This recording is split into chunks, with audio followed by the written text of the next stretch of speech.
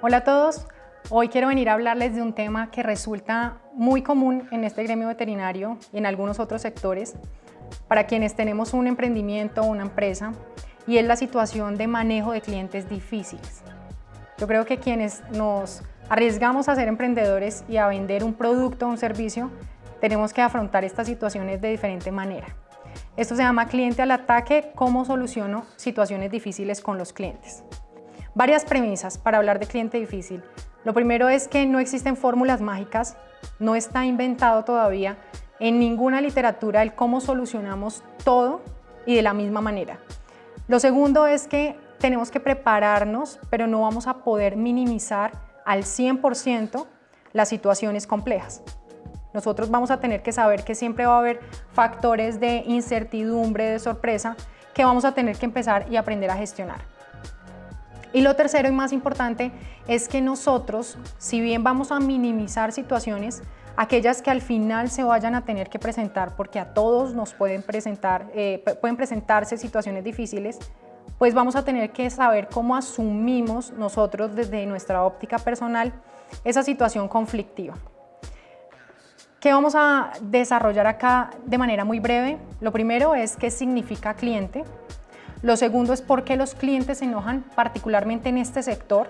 Y lo tercero es cómo afrontamos eso con 7 pasos rápidamente que les voy a dar, pero que nos interesaría mucho que ustedes hagan zoom en cada uno de ellos. Un cliente es una persona que necesita que le satisfacemos o necesitamos satisfacer una necesidad, pero sobre todo una necesidad individual.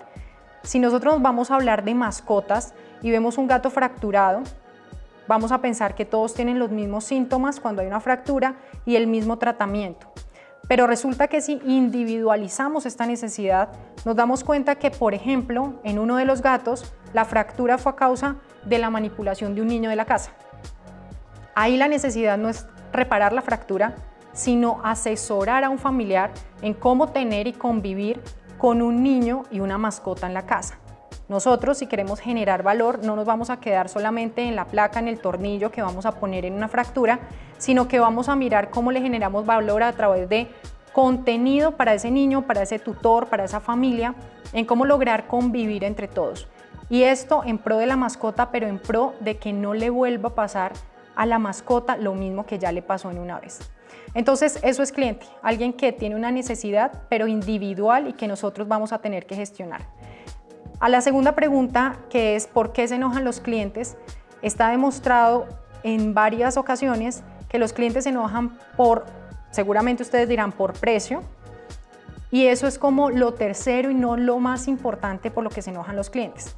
Se enojan más por la experiencia, por un maltrato, por una mala comunicación, porque, por ejemplo, si es por precio, puede ser que nunca le hayamos comunicado cuánto valían los servicios, sino que hasta el final nosotros les dimos el precio.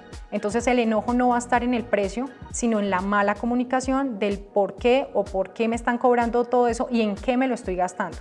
Entonces mala comunicación es lo primero que puede pasar. Lo segundo es que el servicio o calidad médica, y no estoy queriendo decir con esto que no sean buenos veterinarios, sino que no generamos la confianza suficiente. Entonces el servicio es muy bueno, pero adentro del hospital están pasando muchas cosas que el cliente no sabe que están pasando y que estamos dando la vida por un paciente. No comunicamos, no generamos la confianza y ellos piensan que el hospital no está haciendo nada y que solo estamos cobrando por cobrar. Entonces no hay ese lazo en donde nosotros podamos hacer como el engagement con el cliente y que ellos sí crean que adentro del hospital está pasando la magia y estamos intentando recuperar a su paciente. Precios e instalaciones es un factor importante porque habrá que hacer un estudio de precios para saber qué tan por debajo, qué tan por encima estamos de la competencia, pero si nosotros sabemos comunicar, seguramente que es un factor que no es tan relevante.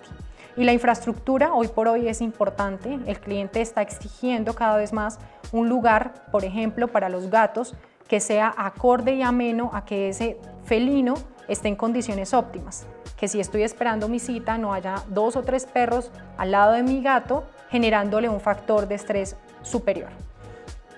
Dicho eso, vamos a dar 7 pasos rápidos de cómo vamos a afrontar una situación difícil. El primero de ellos es que si llega un cliente enojado por cualquier factor que acabamos de mencionar o los que ustedes están teniendo o han tenido en su vida profesional y llega un tutor enojado, lo primero que tenemos que hacer es respirar y calmarnos. Seguramente que en la literatura este paso no está en todas las bibliografías, pero es lo primero que tenemos que hacer. Y cuando me refiero a calmarnos es buscar el método en el que ustedes se calmen, que es diferente al que yo estoy calmada y al que cualquier otro también se pueda utilizar para poder gestionar sus emociones. Yo me calmo si de pronto me voy a la oficina y en soledad como que respiro y pienso un poco la situación. Otra persona se puede calmar llamando a un colega y diciéndole qué hago en esta ocasión. Otro se puede calmar de pronto yendo a tomar un café. Busquemos la manera de poder meditar la situación un minuto para no tener el error de hablar con la emoción latente y que de pronto se torne una conversación difícil con una persona que ya está ansiosa, como un tutor que quiere atacarnos en el servicio. Lo segundo es escuchar a ese tutor.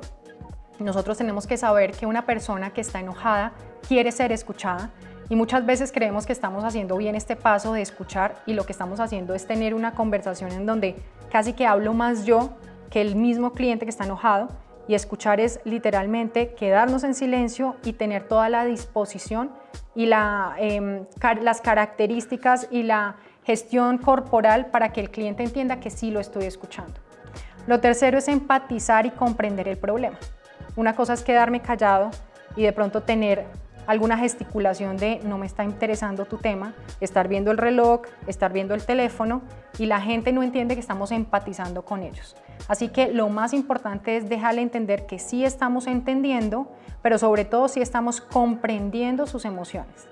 Lo cuarto es agradecer y explicarle qué va a pasar. Y cuando me refiero a agradecer es literalmente agradecer el tiempo que se toma por dar una queja, el tiempo que se toma por hacer de su enojo una petición o un reclamo.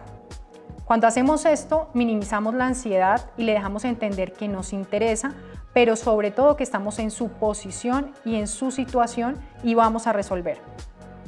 Y cuando me refiero a explicar el proceso que sigue, es que vamos a decirle, por ejemplo, vamos a ir a revisar la situación, vamos a revisar con el equipo qué es lo que está pasando y le prometo que en 24 horas lo llamo o la llamo y le dejo saber qué fue lo que pasó, si hubo un malentendido, si hubo una falencia de parte de nosotros.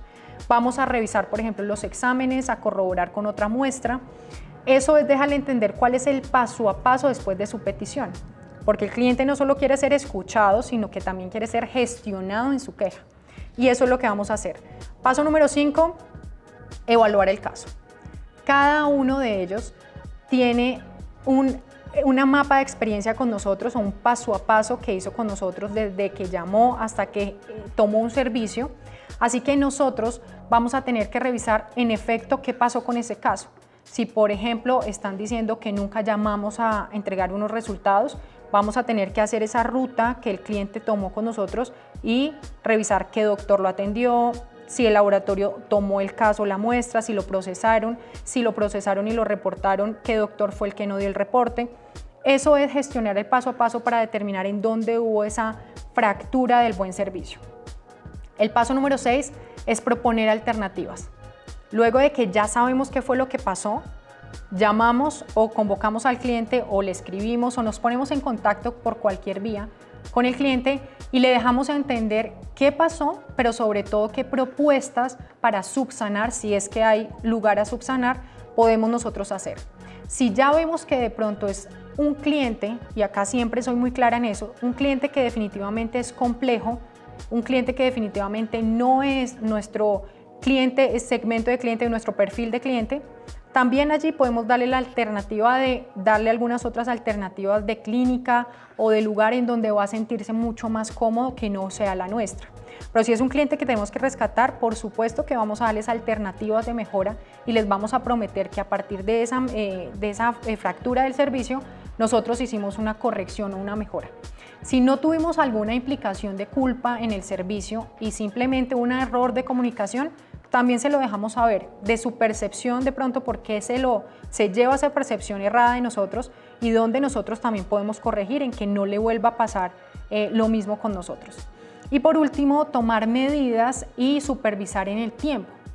Si nosotros vemos en todas las ocasiones de un cliente conflictivo, un cliente enojado, tenemos una oportunidad de mejorar en cualquier circunstancia, aún en cuando el cliente es un cliente que queremos despedir y no volver a contactar. En ese, por ejemplo, ¿qué aprendemos? Cómo segmentar mejor el cliente desde inicio y cuando hay una bandera roja para decir este cliente no es nuestro y darle una despedida temprana y no esperar a que ocurra mucho más servicio y algún evento mucho mayor. Acá supervisar es también revisar que ese proceso, que si alguno también tiene que mejorar, pues no vuelva a ocurrir en el tiempo y nosotros poder estar tranquilos de que esa situación seguro nos pasó, nos dejó una lección y ya aprendimos de ella. El problema no es tener errores, sino realmente tener errores que no nos dejen una lección y en eso muchas veces nosotros pecamos. Quiero ir terminando esta pequeña intervención diciéndoles que nosotros, desde la perspectiva de gestores, de dueños, de operadores del servicio, muchas veces lo que tenemos que hacer es hacer un alto en el camino. Cuando hablamos de clientes enojados, habitualmente y en un congreso o en un lugar social con colegas, cuando queremos hablar de clientes es como una terapia, un desahogo. Queremos nosotros estar dejando claro cuáles son los peores clientes que hemos tenido. Y un poco, entre comillas, satanizamos al cliente y la gestión que ellos hacen con nosotros porque estamos etiquetándolos a todos como conflictivos. Lo que quiero decirles es, tenemos que hacer un stop y revisar desde la óptica de terceros y no de dueños de negocio, en dónde está la mejora, en dónde realmente nosotros podemos hacer un cambio, porque si el cliente tiene una petición, algo falló en el camino. Así que esa es como mi lección y el mensaje que quería transmitirles en este pequeño clipcito y espero que con esto les sirva de pronto estos pequeños 7 pasos para gestionar un cliente conflictivo.